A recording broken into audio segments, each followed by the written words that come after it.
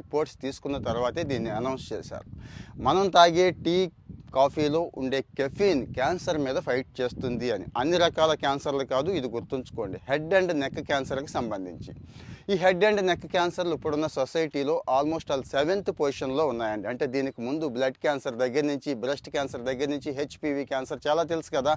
ముఖ్యంగా ఎవరికి వస్తుంది అంటే మందు తాగే వాళ్ళకి, సిగరెట్ తాగే వాళ్ళకి అనుకుంటాం. కానీ పరమ పనికిమాలిన చెత్త అంతా లోపలేసేసి ఎటువంటి వర్కౌట్ లేకపోవడం కూడా అత్యంత ప్రమాదం. క్యాన్సర్ రావడానికి ఇదే కారణం, మెయిన్ కారణం అని ఇప్పుడైతే ఒప్పేసుకుంటున్నారు. లైఫ్ స్టైల్ చేంజ్ చేసుకోమంటున్నారు. సో మరి అక్కడ ఇక్కడ అని లేదు, మన వీధిలోనూ మన ఇంట్లోనూ క్యాన్సర్ లక్షణాలు కనబడే అవకాశం కనిపిస్తోంది. దీన్ని కూడా జనం చాలా తేలిగ్గా తీసుకుంటున్నారండి. తేలిగ్గా తీసుకోవద్దు, చాలా ప్రమాదం. ప్రస్తుతానికి టీ, కాఫీ 1-2 కప్పులు అయితే ఓకే, సూపర్ అంటున్నారు. అంతకు మించి అయితే వెళ్ళొద్దు అని చెప్తున్నారు. కామెంట్లో చెప్పండి.